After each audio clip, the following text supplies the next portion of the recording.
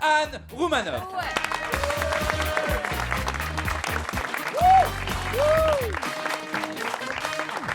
Amis auditeurs, bonjour. Bonjour. Alors, qu'est-ce qui s'est passé? Quelle ça va semaine j'ai vécu. J'ai eu Oh là l'impression là. d'être passée dans une machine à laver en position essorage, d'être broyée dans un mixeur. Tel que vous voyez, je suis en compote façon smoothie. J'avoue, j'ai connu des semaines plus paisibles dans ma vie. Pour ceux qui n'auraient pas allumé Internet cette semaine, j'ai été accusée de racisme pour avoir imité Christiane Taubira avec un accent approximatif pendant 18 secondes dimanche dernier chez Michel Drucker. Cette semaine, quelqu'un m'a dit pour me réconforter: tu sais, Anne, quand on souffre, on grandit. Alors ce matin, je dois mesurer 1m80. On m'a dit aussi, tu sais, Anne, c'est dans l'épreuve que tu peux compter tes vrais amis.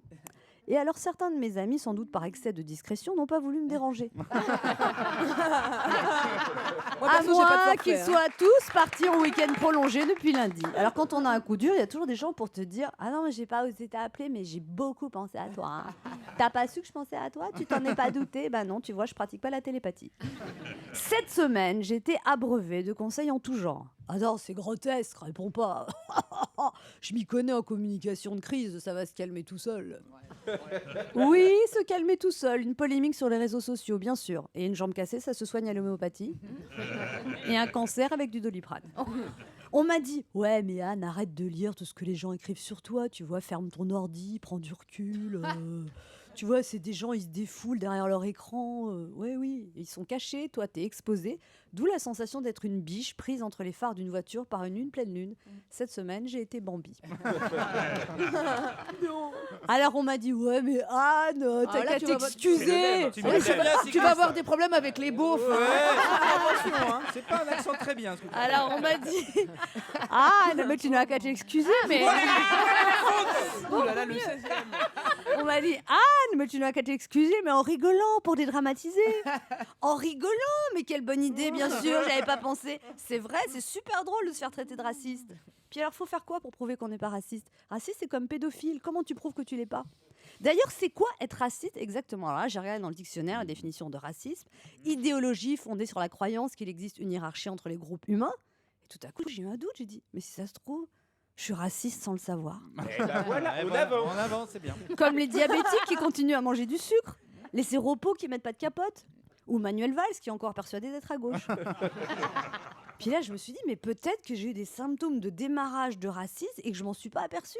J'ai regardé dans le dictionnaire médical du racisme et là, je suis tombée sur la page. Voici les premiers symptômes du racisme avant le déclenchement de la maladie. Alors, symptôme numéro 1, écoutez Marine Le Pen et pensez: elle a pas tout à fait tort. Ça, non. Symptôme numéro 2, liker la page fan de Dieudonné. Non plus. Dire: j'ai rien contre les juifs, mais il faut reconnaître que parfois ils exagèrent vraiment. Non plus. Et alors là est venue la question: mais comment faire pour prouver que t'es pas raciste? Un copain qui s'y connaît m'a dit: attention, hein. Bon, il faut que tu changes de Filme des copain. gitanes. Je vais lui faire l'accent du midi. Attention. Attention, Anne, faut surtout pas dire des phrases comme j'aime bien les musulmans, la preuve, je vais en vacances à Djerba. Ou je suis pas antisémite, mes voisins sont juifs, ils sont gentils pour des juifs. Et mon copain a raison, faut faire attention. C'est comme si je disais: je ne suis pas raciste, j'ai engagé Shirley Soignon dans l'émission. Ou je ne suis pas homophobe, j'ai engagé Shirley Soignon dans l'émission. Oui, alors là, c'est le grand avantage de Shirley. Elle est souvent en retard, mais c'est un couteau suisse de la diversité. Hein.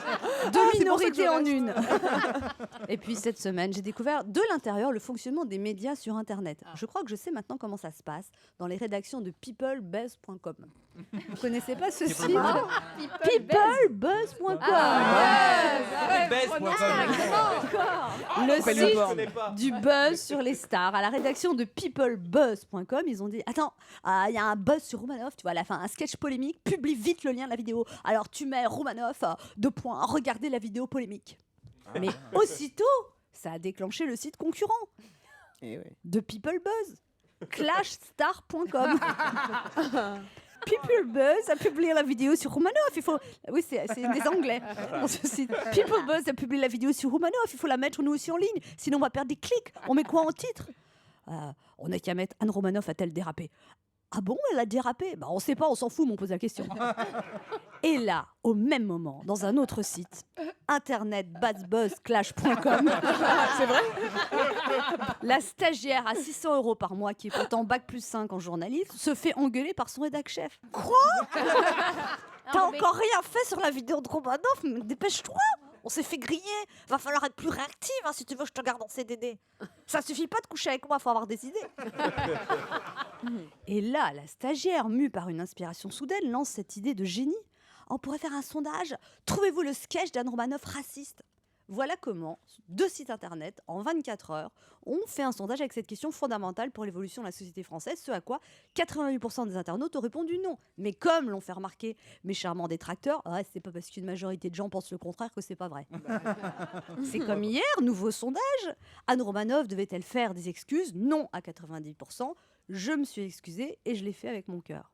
Alors cette semaine, je n'ai pas beaucoup dormi, j'ai beaucoup pleuré, je me suis mise en colère, j'ai été surprise aussi et touchée par des preuves d'amitié venant de gens que je ne connaissais pas. Et finalement, toute cette histoire m'a permis de discuter au téléphone avec une femme formidable. Oh, je t'en prie. Une femme bienveillante et élégante, Christiane Taubira, qui m'a dit, et là, je ne fais pas d'accent, ne vous inquiétez pas Anne, tout ça est éphémère. Tous les samedis, avec Anne Romanoff, dès 11h sur Europe 1. Samedi Romanoff.